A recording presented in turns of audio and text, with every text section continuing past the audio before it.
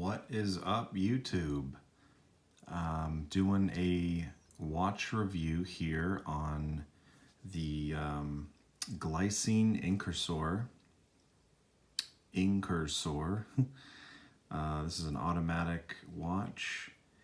I don't know, I thought it looked cool, and Glycine has history, and I figured I'd pick one up. And for the price, it's really cool. I mean, it's just a fun kind of going out watch. Wouldn't wear it at work, you know, if you have a physical job, but you know, it's got the leather. It's got a lot of Glycine's branding. This is a pre-Invicta Glycine, meaning Invicta purchased Glycine, I think, in 2016, but I'm sure some of you watch fanatics will correct me on the exact date and time. But I believe it was 2016 when Glycine was purchased by Invicta, and I personally do not like Invicta watches anymore. I feel like their quality went way down.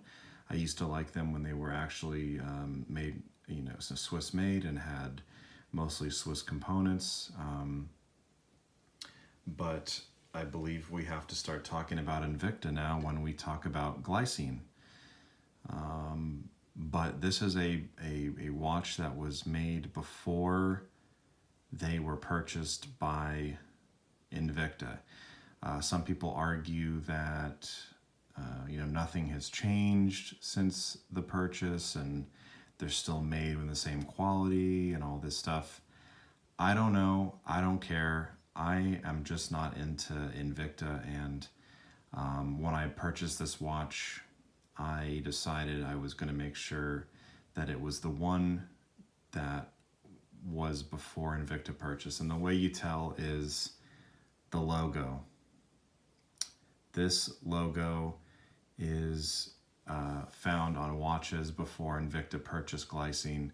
The new logo looks like some mock-up of the Breitling wings, and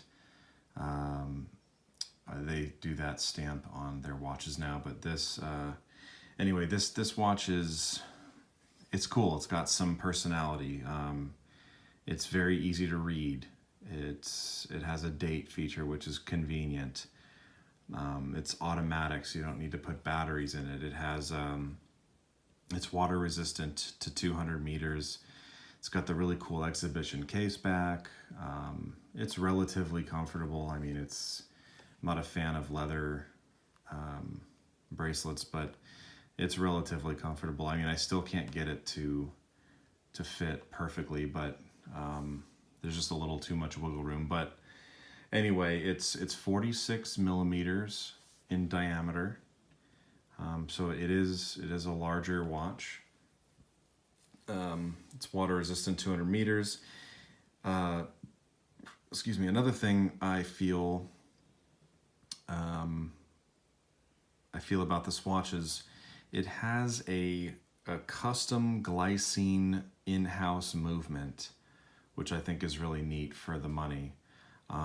It's called a GL224 automatic movement, and it's basically it's based on the ETA 2824-2 movement. So you know, it is pretty basic and pretty standard, but I do think it's cool that it is a Glycine movement.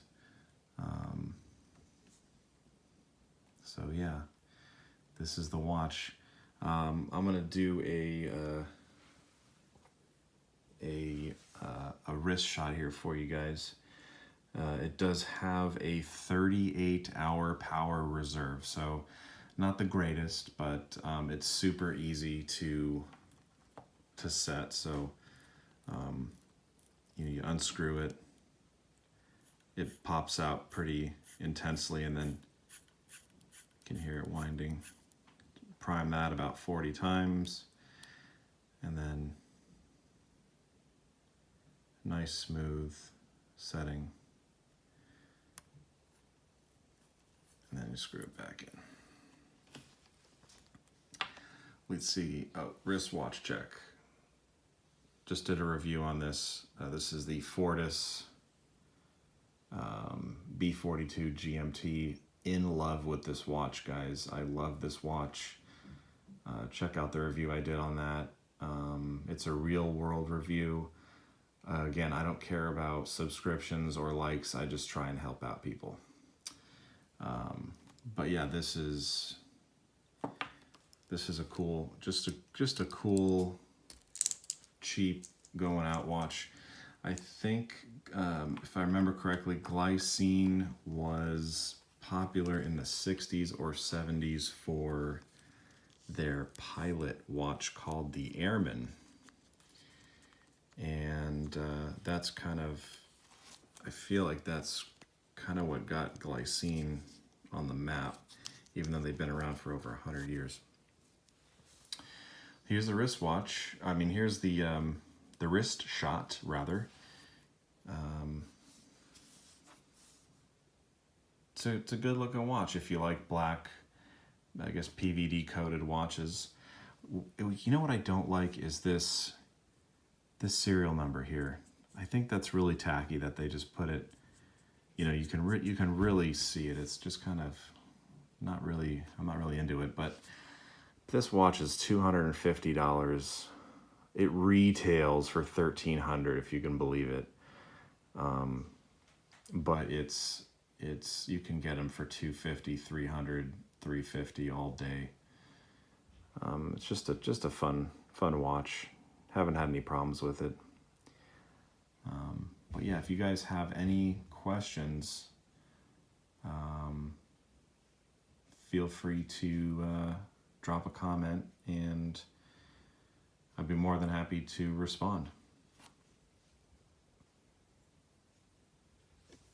Take care, guys. Thanks.